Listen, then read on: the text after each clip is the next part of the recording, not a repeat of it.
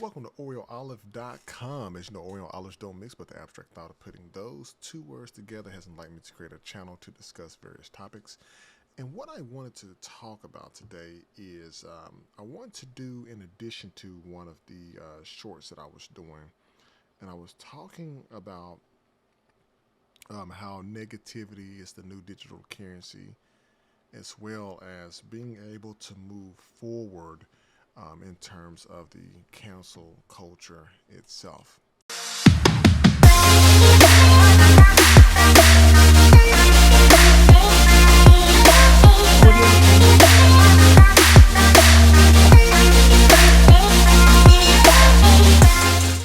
Now, before we get into the cancel culture itself, and we all know what that is, I want to kind of throw and talk about a little bit of statistics at us here so that we can kind of gain a really good understanding of how we even got to this point.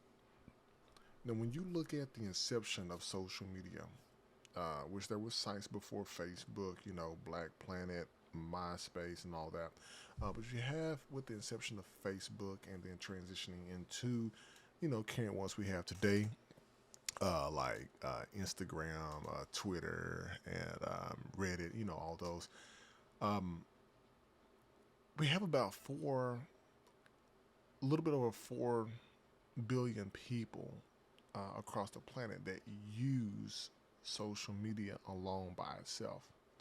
And when you start to break that down as of 2022, that had the number of people that use social media went up about 4.2%. So people are constantly getting access to social media from grown-ups, from kids, children to grown-ups. Even the babies sitting in strollers looking at cartoons and stuff on social media, YouTube, social media. Now, about 75% of the world's population age 13 and older social media. They're using it. They're seeing things. And 93% of internet users alone, people that's actually sitting at a computer watching the internet, whether they're looking at it on a phone, a tablet, or whatever, they're using social media accounts. When you start to look at North America alone, 76% of North Americans use social media itself.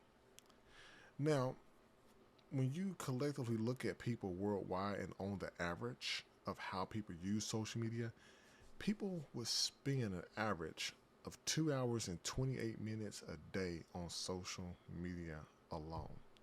2 hours a day, which that time can go to some other stuff, but that topic is for a different day. But that time is constantly being increasing, at least increased about a minute or so between 2021 and 2022. Now, when you looking at this, a lot of people use social media for different reasons. Some people use it to stay in touch with family and friends, which is what it was supposedly used for, but it has transitioned into a way for you and people to feel that use with spare time and, looking at the news and things of that nature. And because of this, you have, for instance, like if you look at Instagram by itself, you have over 1 billion monthly users on Instagram. And you all just know just as well as I do, the moment that you hit send on these devices right here, it's out there. The moment that you put it on the computer and it's on the web, it's out there. And where we've gotten to in society, and this is not new, it's just the integration of technology has made it lightning speed, where when you post something online or you make content that people do not agree with, they're going to come for you. And a lot of times people will lose contracts, they will lose jobs, and people are scared to be online. And I try to make sure that the content that I, push is things that's going either it's going to make people laugh. It's going to be something serious. It's going to be conversations that people are already talking about, and it's not to shame anyone or anything, but it's a way for you just to see the daily things that go on, because there's people out there that do much worse. And when that happens, people's livelihoods are interrupted. Their jobs are lost. Their livelihood is impacted. And what that does is it changes the way that people view life. I mean, people literally are so scared to say things or respond back to folks online, because just people basically taking a screenshot and resharing things. Like, once you put it out there, you can't get it back.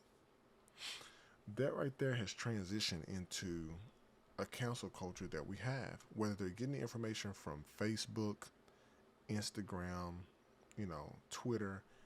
Once it's out there, it's going to show up and it's going to go. And the most used platforms that people use, which you all know, is Facebook, then YouTube, and WhatsApp, Instagram, WeChat, TikTok. Like, all these have different meanings to different people.